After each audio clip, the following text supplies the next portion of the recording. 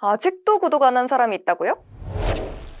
엔비디아 가자! 인공지능 반도체 기업 엔비디아의 지난해 헬스케어 사업 매출이 10억 달러를 넘을 거란 전망이 나왔습니다. JP모건이 9일 투자 메모를 통해 엔비디아에 대한 비중 확대 등급을 유지했는데요. 엔비디아의 헬스케어 부문이 이미 10억 달러 이상의 사업이라고 평가했는데요. 특히 이 사업은 AI 신약 개발과 유전체학, 환자 진단, 의료기기, 로봇 공학에 대한 컴퓨팅 수요 증가로 빠르게 성장하고 있다고 강조했습니다. 엔비디아가 가속 컴퓨팅과 AI 딥러닝 분야에서 선도적인 위치를 차지하고 있는 만큼 컴퓨팅 플랫폼, 포트폴리오를 활용해 헬스케어 업종도 공략할 수 있다는 설명이죠. 과연 JP모건의 예측이 들어맞을까요? 자세한 내용은 조태현 기자가 알아봤습니다.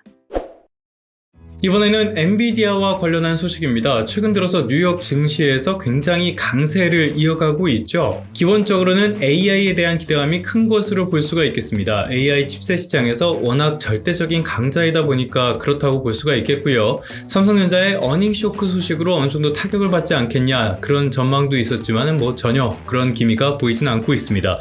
그런데 이 엔비디아의 GPU 그리고 AI 칩만 있냐? 헬스케어 사업도 있습니다. 오늘은 그 소식을 전해드리려고 하는데요. JP모건에서 나온 보고서와 관련된 내용입니다. JP모건은 지금 월스트리트에서 가장 약세적인 전망을 내놓는 곳인데요. 이런 곳에서 엔비디아에 대한 좋은 의견을 내놓은 셈입니다. 이미 엔비디아의 헬스케어 부문이 10억 달러 이상의 사업이라고 평가를 했고요. 지난해 10억 달러 이상의 매출을 올렸을 것으로 예상한다는 내용입니다. 사실 이것도 AI랑 관련이 있습니다. 엔비디아가 이런 AI 기술을 활용한 헬스케어 사업 이쪽에 눈독을 들이고 있는데요. 특히 AI를 이용한 신약 지원 개발 분야 이쪽에서 많이 주목을 받고 있죠. 이런 흐름은 이 기사에서도 찾아볼 수가 있습니다. 미래에셋과 엔비디아가 미국에 있는 의료기기 업체 이쪽에 투자를 했다는 내용인데요. 이 의료기기 업체는 네오시스라는 곳입니다. 여기가 유명해진 거는 미국 식품의약국 그러니까 FDA에서 승인한 유일한 치과 수술 로봇을 개발한 곳이기 때문이에요. 이런 것만 봐도 엔비디아가 헬스케어 쪽에 상당한 관심을 갖고 있다는 것은 확실히 알 수가 있겠습니다. 사실 지금은 CES에서 밀려서 약간 관심에서 멀어져 있는 행사가 하나 있습니다. 바로 JP모건에서 진행하는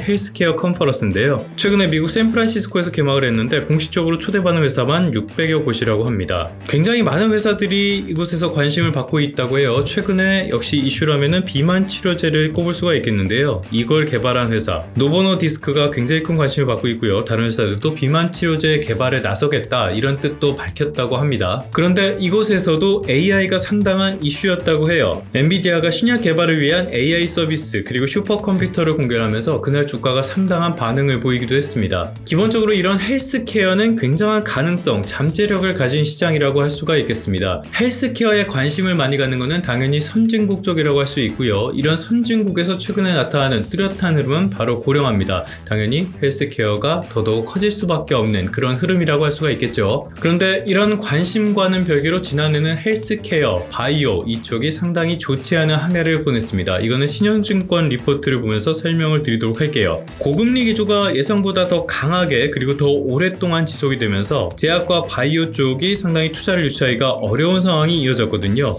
그러다 보니까 주가에도 영향을 미쳤는데요. 보시면은 지난해 S&P 500이 이만큼 올랐는데 반대로 S&P 500 헬스케어 지수는 이렇게 부진한 모습을 보였습니다. 이 말을 반대로 해석하자면요. 올해 기준금리 인하가 실제로 이뤄지기 시작하면은 헬스케어 업종에 상당한 수혜를 기대해 볼 수 있다는 뜻이기도 합니다. 이 헬스케어 업종과 관련해서는 올해 기본적으로는 지난해보다는 상당히 나아질 것이라는 평가가 나오고 있습니다. 무엇보다 코로나19에 따른 기저효과가 올해는 종료가 될 것이고요. 업황 자체도 개선이 될 거라고 하는데 이런 기준금리 인하 그리고 경기에는 변수가 있기 때문에 이 부분은 염두에 두시는 게 좋겠습니다. 말씀을 드린 대로 헬스케어 부문은 고도화된 사회를 중심으로 꾸준히 성장할 것으로 기대되는 업종입니다. 여기에 올해 기준금리가 예상대로 인하되기 시작한다면 시장 지배력 그리고 기술력을 갖춘 기업을 중심으로는 상당히 업황이 좋아질 것으로 전망을 해볼 수가 있겠습니다. 특히 자금 여력이 있는 기업들은 지난해 이 어려운 상황 속에서도 R&D를 꾸준히 유지했기 때문에 이런 것의 성과도 가셔될 수 있을 것이란 기대도 커지고 있고요. 다만 말씀을 드린 대로 경기에 대한 변수가 아직 남아있고요. 확실한 임상 결과를 보여주진 못했는데 기대감만 있는 회사라든지 아직 뚜렷한 성과를 내기는 어려운 기업들 이런 것들은 냉정하게 구분할 필요는 있어 보입니다.